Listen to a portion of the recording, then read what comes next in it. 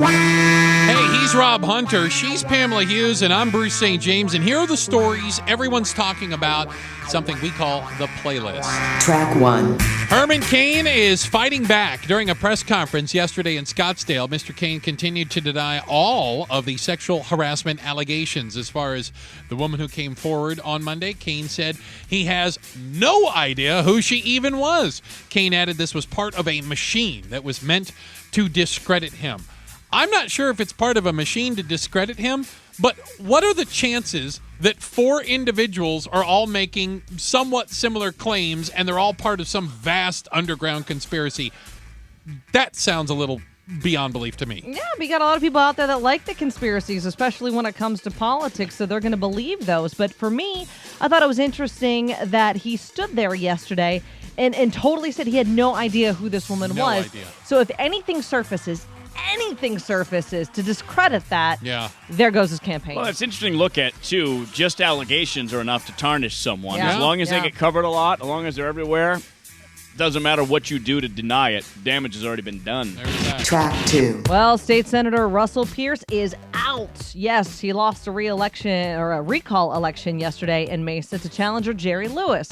Now, Pierce managed to grab only 45% of the vote. Meanwhile, in Phoenix, the new mayor is Greg Stanton. And remember that personhood amendment we talked about in Mississippi? It would basically outlaw abortion? Well, it too failed.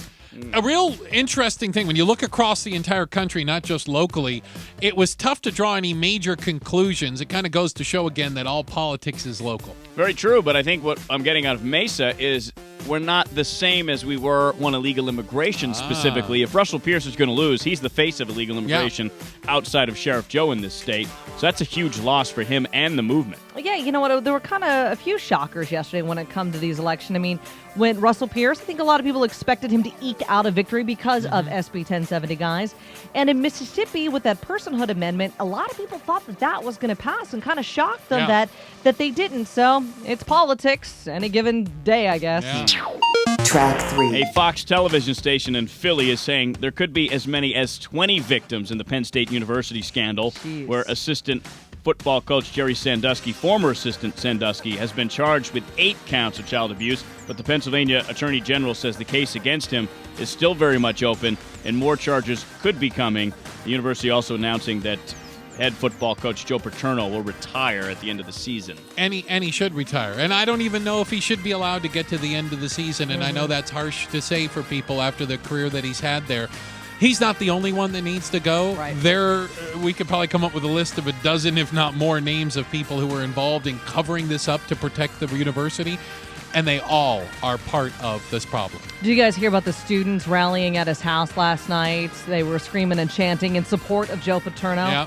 I think it's kind of interesting that there's a massive disconnect between the students at Penn State and the rest of the country when it comes to this story. Rest of the world. I think the same could be said for any bunch of college students anyways. I don't a- really know what's going on in a lot of ways as a former college student. This is a Nixonian cover-up. There's no other way to shape it. And it's amazing that you can have a reputation as a university for a century, and it can be tarnished in 1 minute. In an instant. Especially something like this. Track 4. The United Nations International Atomic Energy Agency says Iran has been pursuing nuclear weapons. They released a report with intelligence from 10 different nations and interviews with foreigners who helped Iran's nuclear program specifically. Now the big question is, what will the world do about it? Well, and the answer to that is, of course, nothing. We will do nothing. Well, it's part of our bigger plan. See, what we're going to do is we're going to wait until it's too late. We're going to allow Iran to threaten, invade, or terrorize other nations and their neighbors. And then when the rest of the world gets totally fed up with it, they'll call us and we'll have to go do something about it. Yeah, no kidding. It's how it usually plays out. That's the playbook, Bruce. But one thing that we can do is punish the countries that are helping out. When we find out that there are a lot of countries that have been helping Iran, like China and Russia, we'll start coming down on those kind of countries, and I think you might have a greater impact. I think what we're seeing is an alignment of the world that's shifting away from American interests, with Russia, China, and Iran maybe gathering up together saying, we're going to do whatever we want because you guys can't stop us. And there's really only a couple of things they can do, and all of them involve force. Are we willing to do that? Do we want to do that? I'm not so sure. Track 5. Well, Dover Air Force Base is one of the toughest military jobs. They care for America's war dead. Federal investigators say they've uncovered gross mismanagement there, including lost body parts, shoddy inventory controls, and lax supervision. The Air Force and the Army have investigated the claims, but a watchdog group says their punishments were not enough. Listen, I get it. For many people, being in the military, it's just a job. It's nothing more. But how heartless could you be to do this specific job this poorly? It's disgusting. End of story. And it's coming on the heels of Arlington National Cemetery. They had a couple of grave sites that they put the wrong people in. It's just horrible. If anybody deserves the care, it's the people that go serve and die in a war. Yeah. Triple check it, quadruple check it, do it right. These are our soldiers, our men and women who laid down their lives for this country. I think the very least that we could do is give them the respect that they've earned and the respect that their families are earned to make sure that they get the burial that they deserve. Track 6. Rapper Heavy D, best known for his 1991 Now That We Found Love, has died. Yesterday was rushed to the hospital after he collapsed in his condo building, later died at the hospital. 44 years old, guys. The official cause of death isn't known at this time, but a TV station in Los Angeles says he was suffering from pneumonia. You know, the weird thing is I saw the movie Tower Heist last week. And during the movie, I turned to my friend. I go, "Was that Heavy D?" And it was. He has a small little cameo in the movie itself. I met him on occasion working in music before. He was a good guy, and really his thing was he rose above that street hustle, as a lot of those kids from New York had trouble doing.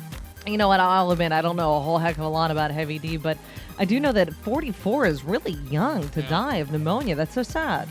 And he was always such a positive rapper too. He was never, like you said, he didn't get involved. It was old school roots hip hop, partying, good time, and always having fun. And Heavy D, you will be missed. That is the playlist. We do it at the bottom of every hour. We invite you to join it. What we do is get you caught up on the stories that everyone is talking about. Again, it's called The Playlist.